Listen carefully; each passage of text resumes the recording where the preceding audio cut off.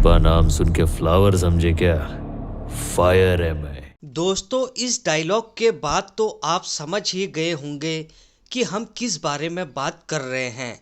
South के superstar Allu Arjun की Pushpa movie box office पर धूम मचा रही है। कोरोना जैसी इस महामारी के बीच भी इस फिल्म ने छप्पर फाड़ कमाई की है।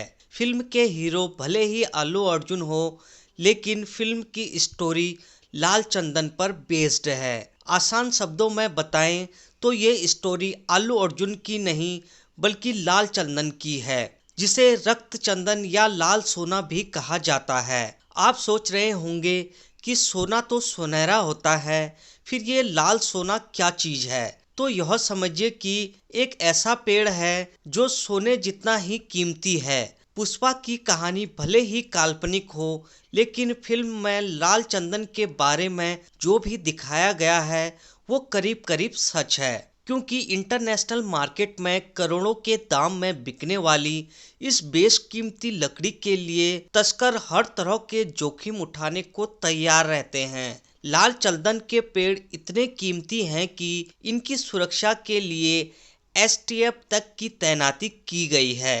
भारत में इसकी तस्करी को रोकने के लिए कड़े कानून भी हैं। अब आप सोच रहे होंगे कि आखिर इस लकड़ी में ऐसा क्या है जिसके कारण सदियों से खून की होली खेली जा रही है, और ये लाल चंदन इतना महंगा क्यों है? इसका जवाब जानने के लिए वीडियो में अंत तक बने रहें। दोस्तों, इंटरनेशनल मार्केट का एक सिंपल सा फंडा है, वो ये कि जो चीज जितनी मुश्किल से मिलती है उसकी कीमत उतनी ही ज्यादा होती है, और इन चीजों में लाल चंदन का नाम भी आता है। आप ये जानकर हैरान हो जाएंगे कि लाल चंदन के पेड़ सिर्फ भारत में ही पाए जाते हैं। बता दें कि लाल चंदन तमिलनाडु की सीमा से लगे आंध्र प्रदेश के सिर्फ 4 जिलों में ही पाया जाता है: कडप्पा, कुरुनुल, नेल्लोर, चित्तूर। और इन जिलों में फैली शेषाचलम की विशाल पहाड़ियों में लाल चंदन के पेड़ उगते हैं। इस पेड़ की औसत ऊंचाई 8 से लेकर 11 मीटर तक की होती है, जिनको तैयार होने में करीब 13 साल लग जाते हैं। इस लकड़ी का घनत्व काफी अधिक होता है, इसीलिए ये पानी में तेजी से डूबती है, और ऐसे ही इसको पहचाना जाता है। ये चंदन, जिसे दुनिया लाल सोने के नाम से जानती है, बेहद गुणकारी होती है। आयुर्वेदिक औषधि के रूप में इसका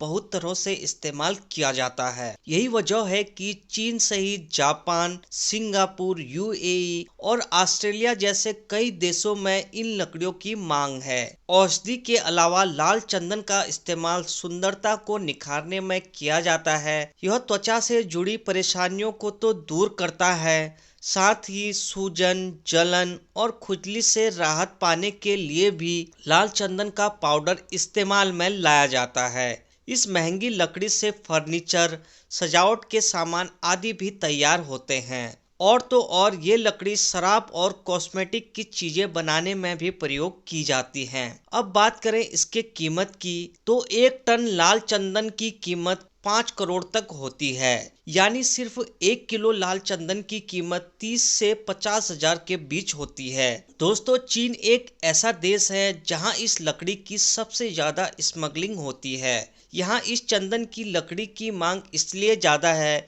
क्योंकि चीन में जब मिंग राजवंश का शासन हुआ करता था, तब वहाँ के लोग इन लकड़ियों के दीवाने हुआ करते थे। 14वीं से 17वीं शताब्दी के इस काल में इससे बने फर्नीचर की चीन में काफी मांग थी। वहाँ के रक्त चंदन संग्रहालय में अब भी इन लकड़ियों से बनी कलाकृतियाँ रखी हुई हैं। इसी तरह जापान में शादी के दौरान उपहार में दिए जाने वाले एक वाद्य यंत्र के लिए रक्त चंदन की लकड़ियों का उपयोग किया जाता था, जो कि पुष्पा फिल्म के पहले सीन में दिखाया गया है। देश में आज भी रक्त चंदन की अवैध तरीके से तस्करी की जाती है, जो कि सिर्फ सड़क ही नहीं बल्कि हवा और पानी के जरिए भी चीन समेत कई देशों में रक्त चंदन की स्मगलिंग होती है, क्योंकि तस्कर इस लकड़ी से करोड़ों की कमाई करते हैं और पकड़े जाने से बचने के लिए कई बार पाउडर के रूप में भी तस्करी होती है। जैसा कि हम पहले ही बता चुके हैं कि इस अवैध तस्करी को रोकने के लिए red sanders anti smuggling task force का भी गठन किया गया था, जिसने 2021 में करीब 508 करोड़ की लकड़ियों को जब्त भी किया था।